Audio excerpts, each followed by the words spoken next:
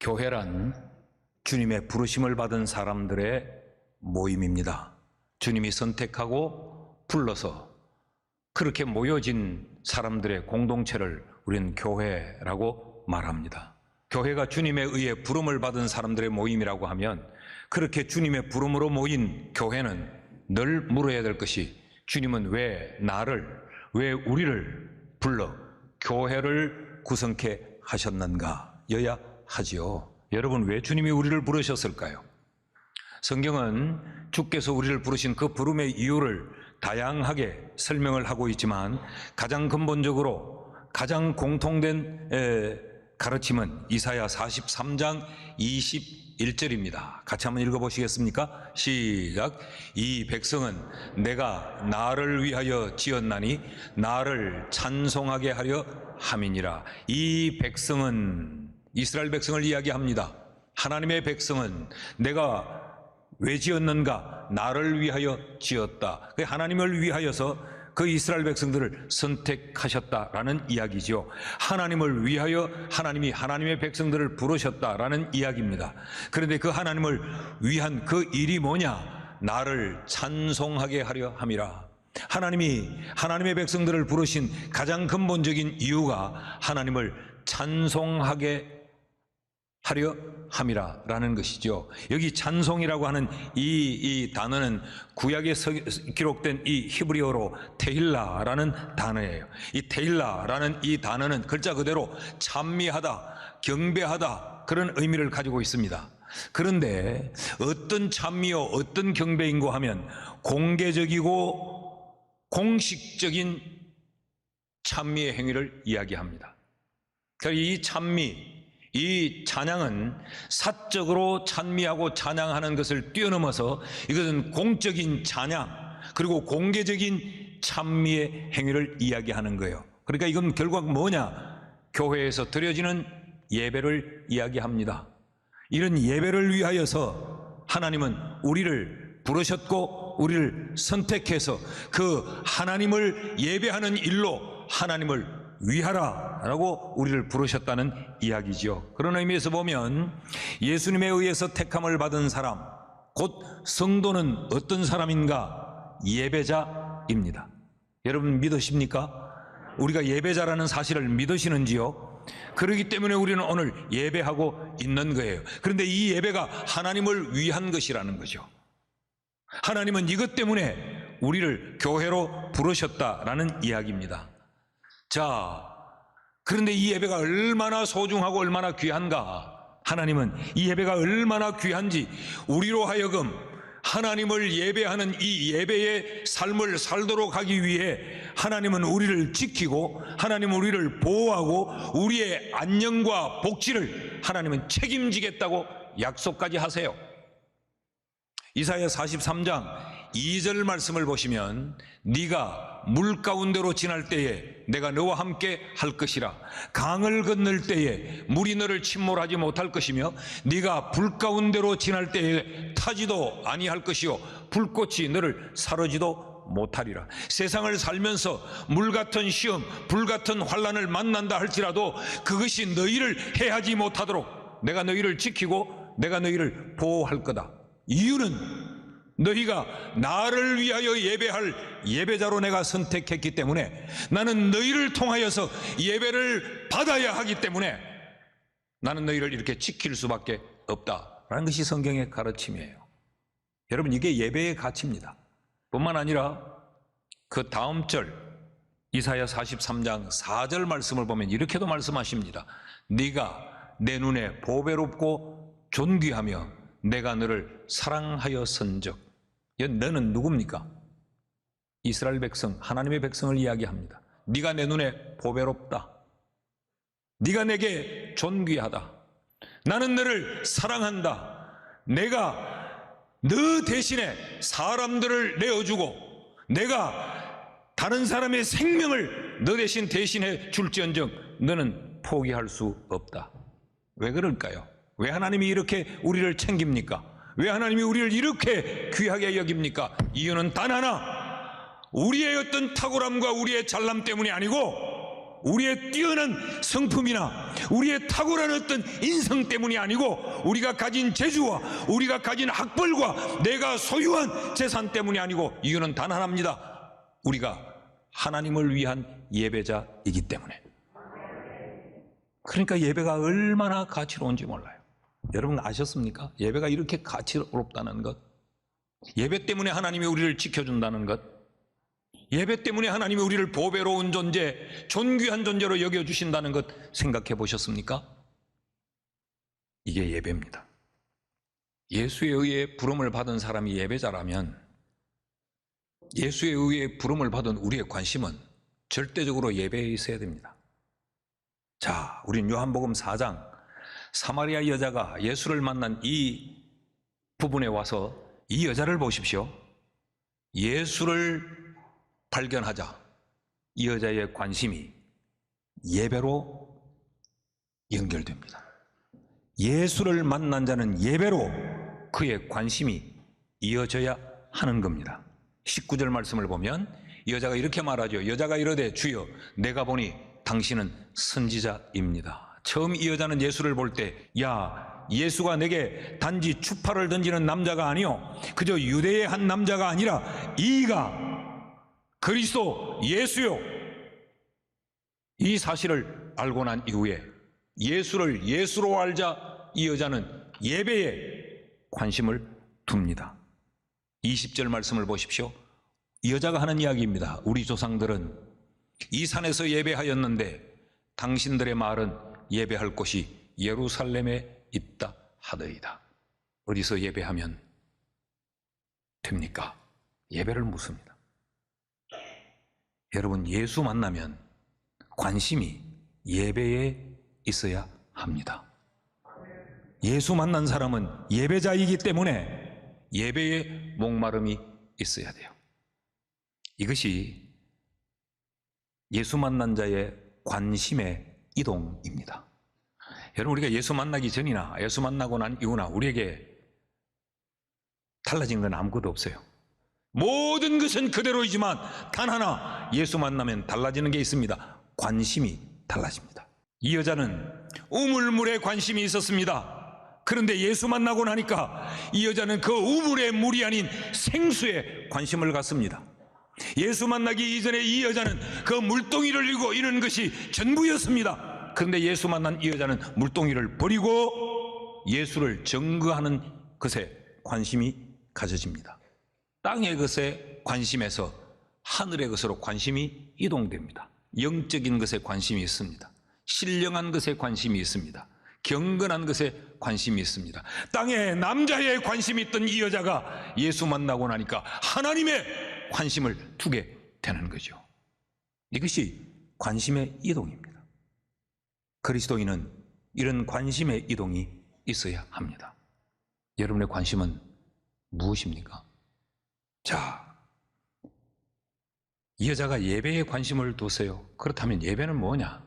우리가 예배자라면 반드시 예배가 뭔가를 우리가 이해해야 하지 않겠습니까? 그래서 오늘 이 구원에 관한 6번째 말씀, 예배에 관하여 함께 살피려고 합니다.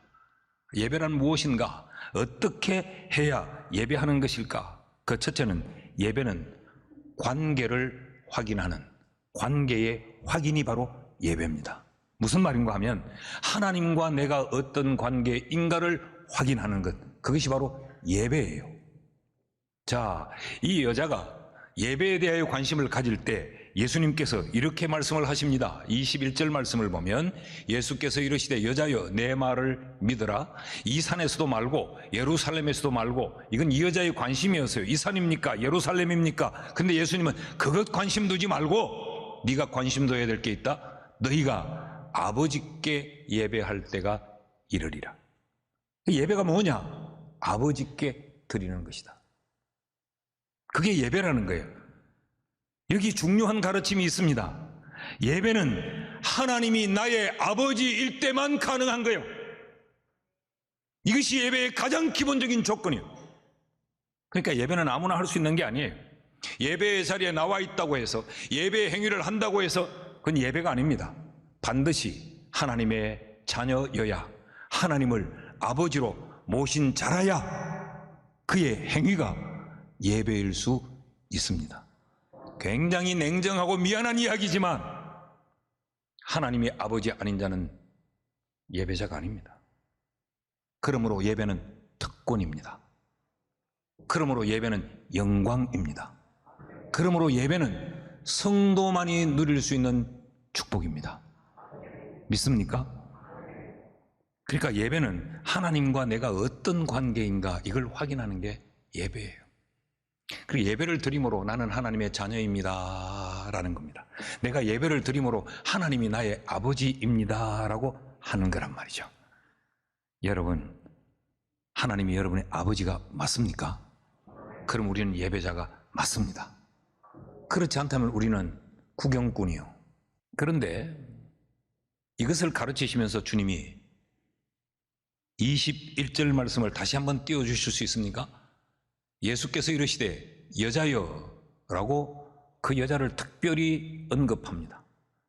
지금 이 상황은 이미 우리가 오래 말씀을 살펴서 알고 있는데 이 우물가에는 예수님과 이 여인 둘밖에 없어요. 지금 제자들은 이미 동네로 음식을 구하러 들어갔고 다른 이가 없어요. 그리고 지금 이 대화를 처음 시작하는 것이 아니고 이미 물 좀 줄래? 없습니다. 대화를 쭉 이어오던 중에 있습니다. 근데 굳이 여기서 여자여 라고 그 여자를 부를 이유가 없어요. 그럼에도 불구하고 주님이 여자여 라고 부르지요. 이 여자가 누굽니까? 사마리아인입니다. 이방인입니다. 하나님의 자녀가 아니요. 하나님이 그들의 아버지가 아니에요. 그런데 21절 말씀을 다시 띄워주시면 여자여 내 말을 믿으라. 이 산에서도 말고 예루살렘에서도 말고 너희가 하나님의 아직까지 자녀가 아닌 너희가 아버지께 예배할 때가 이르리라. 무슨 이야기입니까? 너희도 하나님을 아버지로 섬길 수 있다는 이야기죠. 그때는 예배할 수 있다는 이야기죠. 그러니까 예배는요, 어떤 우리의 출신, 예배는 우리의 어떤 이 신분, 이것과 전혀 상관이 없어요. 빈부, 귀천, 남녀노소 전혀 상관이 없어요. 하나님이 아버지면 예배할 수 있습니다. 그러니까 이것이 사마리아 여자에게는 얼마나 가슴 벅찬 흥분이겠어요. 사마리아인이라는 것 때문에 유대인에게 그렇게 천대를 받아왔습니다. 사마리아인이라고 하는 것 때문에 유대인들은 이들과 상종도 하지 않았어요. 이들은 버림받은 족속이었어요. 그런데 예수님이 너희도 예배할 수 있다. 하나님이 너희의 아버지가 되면 이건 감격이고 흥분이었어요. 여러분, 이것이 예배입니다. 예배는 하나님이 나의 아버지라고 하는 것에 대한 감격이에요. 그러니까 이미 우리는 예배를 시작하기 이전에 예배의 자리에 나오면서 우리 속에 하나님이 나의 아버지고 내가 하나님의 자녀야 라고 하는 이 감격과 가슴 벅찬 감사가 우리 속에서 요동치고 있어야 그것이 예배입니다. 자, 그런데 이 아버지가 우리에게 어떤 아버지여야 예배일 수 있느냐? 유일무이한 아버지여야 됩니다. 여기 아버지라고 하는 이 단어가 파테르라고 하는 단어입니다. 파테르. 여기서 father, 아버지라는 단어가 왔어요. 이것이 복수로 쓰여지지 않았어요. 아버지 단수로 기록되고 있습니다. 무엇이 예배냐? 하나님이 내 인생의 유일한 분이다. 하나님만이 나의 아버지다. 이것을 확인하는 것이 예배예요. 예배에서는 이것이 확인되어져야 돼요. 그래서 22절을 보면 예수님이 이렇게 말씀을 하세요. 사마리아 여자를 보면서 너희는 알지 못하는 것을 예배하고 우리는 아는 것을 예배한다. 알지 못하고 하는 것은 예배의 행위는 하지만 그건 예배가 아니라는 이야기죠. 무엇이 아는 것과 알지 못하는 것을 구별 짓느냐? 이는 구원이 유대인에게서 남이라. 그러니까 사마리아 너희는 구원이 유대인에게서 난다는 이 사실을 모르고 지금 예배하고 우리는 구원이 유대인에게서 난다는 것을 알고 예배를 한다. 그런 말이죠. 그럼 구원이 유대인에게서 남이라. 이게 어떤 의미인가? 유대인만 구원받는다는 의미가 아니에요. 이 말은 예수 그리스도를 가르칩니다. 유대 지파의 후손이요 다윗의 자손인 이 예수를 통하여서만 하나님이 아버지 될 수 있다. 다시 말하면 예수가 길이요 예수가 답이다. 그러니까 하나님은 오직 한 분밖에 존재할 수 없다는 이야기를 지금 하고 있는 겁니다. 그래야 예배가 된다. 그래야 예배. 여러분, 우리의 예배가 유일하신 하나님, 그분만이 우리의 아버지임을 우리가 확인하고 인정하고 고백하는 예배가 될 수 있기를 주의 이름으로 축원합니다. 둘째로 예배가 뭐냐? 예배는 이런 관계의 확인일 뿐만 아니라 예배는 가치의 표현입니다. 예배라는 이 단어는 프로스퀴네오라고 하는 단어를 쓰고 있는데 두 단어가 합쳐진 거예요. 프로스란 말은 toward, 무엇을 향하여, 그런 이야기. 무엇을 향하여. 이 퀴네오라고 하는 것은 키싱, 입맞추다, 그런 이야기. 그러니까 무엇을 향하여 입맞추는 것, 이게 예배예요. 하나님께 입맞추는 것, 그것이 예배라는 말입니다. 그런데 이 입맞춤이 어떤 입맞춤이냐? 나 즐겁자고 나 기쁘자고 입맞추는 그 키스가 아니고 이것은 하나님을 내 삶의 최상의 가치로 인정하는 거예요. 그럼 이것을 뒤집어 놓으면 어때요? 그렇게 하나님을 높인다면 나는 그 하나님 앞에 아무것도 아닌 존재로 나를 낮추고 엎드리는 것. 그래서 이 의미를 가진 이 예배, 프로스퀴네오라고 하는 이 단어가 일반적으로 경배라는 단어로 사용이 되는 겁니다. 이런 의미에서 여러분의 예배는 하나님이 내 인생의 전부요, 하나님이 내 삶의 최고라는 이 표현이 여기 있습니까? 우리의 예배에. 예배가 가치의 표현이라는 이것 하나만 알면 자연히 예배하는 자세에 따라올 거요, 예배하는 마음가짐이 결정될 거요, 예배의 내용이 어떠해야 된다는 게 당연히 결정돼 버리고 마는 거죠. 이것을, 이 예배에 대하여 좋은 예를 예수님께서 바리새인과 세리의 비유를 통하여 우리에게 일러줬어요. 두 사람이 예배하러 올라갔다, 성전에. 하나는 바리새인이요, 하나는 세리요. 굉장히 극명한 대조를 이루는 겁니다. 바리새인은 굉장히 열심히 있는 종교인이에요. 그런데 이 세리는 그 시대의 지탄을 받던 죄인의 표상이에요. 자, 이 두 사람이 성전에 기도하러 올라갔다. 그래서 바리새인이 어떻게 기도했는가를 누가복음 18장 11절에서와 12절에 이렇게 소개합니다. 바리새인은 서서 따로 기도하여 이르되. 그는 자기를 구별시켰습니다. 왜 그러냐? 하나님이여, 나는 다른 사람들 곧 토색, 물건 훔치고 불의, 간음하는 자들과 같지 아니하고 여기 있는 이 세리와도 내가 같지 않음을 감사하나이다. 저들보다 내가 낫다는 거죠. 뭐가 낫느냐? 나는 일회에 2번씩 금식하고 또 소득의 11조를 드리나이다. 지금 누구를 드러내고 있습니까? 자기 자신을 드러내고 있는 겁니다. 예배는 하나님께 가치를 돌리는 것인데 이 바리새인은 자기 잘났다는 거지요. 나는 저 사람보다 나아, 난 저 사람보다 뛰어나, 난 저 사람보다 탁월해. 가치를 자기에게 돌리고 있습니다. 혹 우리는 그렇지 않은가요? 그러면서 연이어 세리의 예배하는 장면이 소개됩니다. 13절 말씀을 보면요, 세리는 멀리 서서 감히 눈을 들어 하늘을 쳐다보지도 못하고 다만 가슴을 치며 이르되 하나님이여 불쌍히 여기소서, 나는 죄인으로소이다 하니.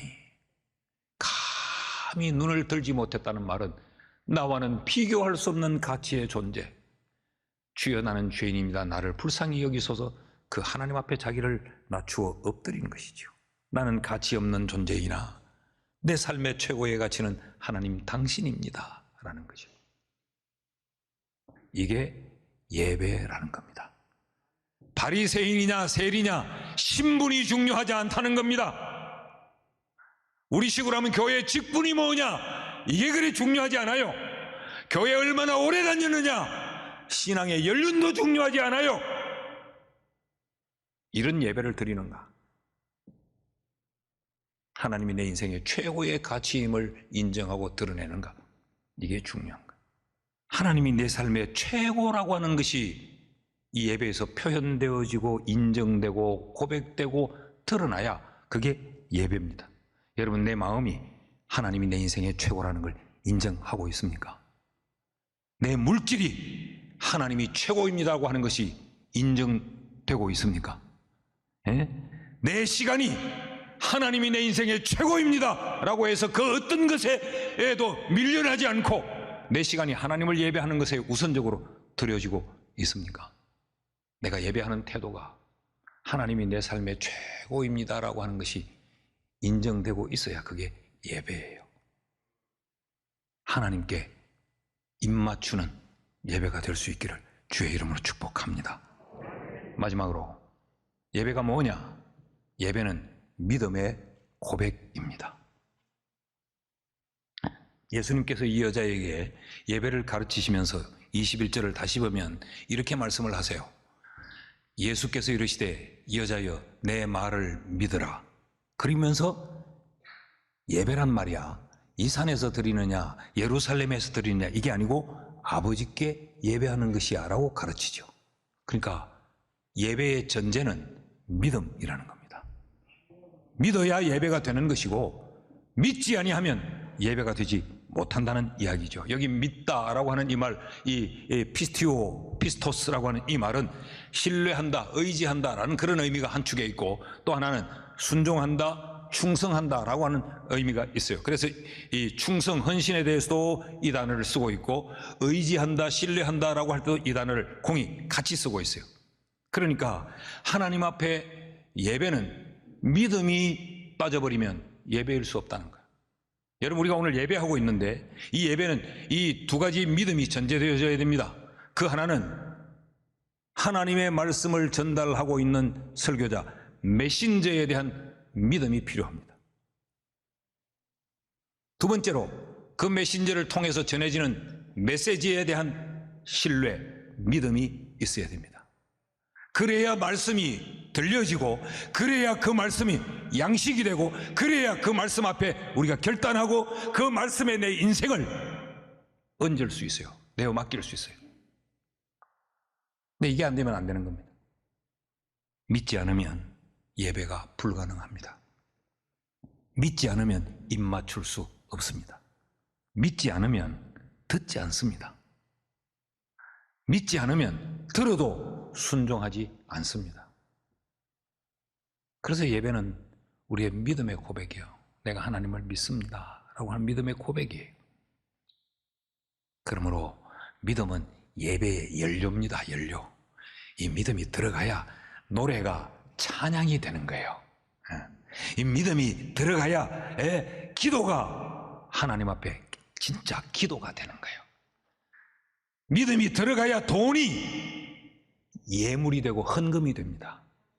믿음이 들어가야. 말씀을 맺습니다. 우리의 예배는 어떻습니까? 하나님이 나의 아버지요 내가 하나님의 자녀라고 하는 이 관계로 말미암아 가슴 벅참이 우리에게 있습니까? 하나님이 나의 아버지이기 때문에 나는 그분에게 최고의 가치를 드려야 된다. 그래서 그 어떤 것에서도 예배를 빼앗기지 않습니까? 친구 만나는 것 때문에 예배가 방해받으면 안 돼요. 내 육신적인 어떤 이익이 들어오는 그 일 때문에 예배하는 일이 후자로, 후순위로 밀리면 안 된다는 말이죠.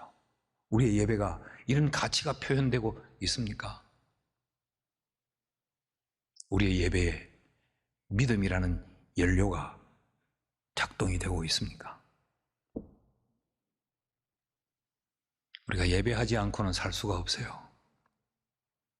오늘 우리의 예배가 다시 한번 수리되고 개선돼서 리뉴잉 될 수 있기를 축복합니다. 올해 예배 사용해서 예배가 좀 허물어지고 예배가 금이 가고 깨지고 낡고 그랬다면 예배를 다시 건축하십시오.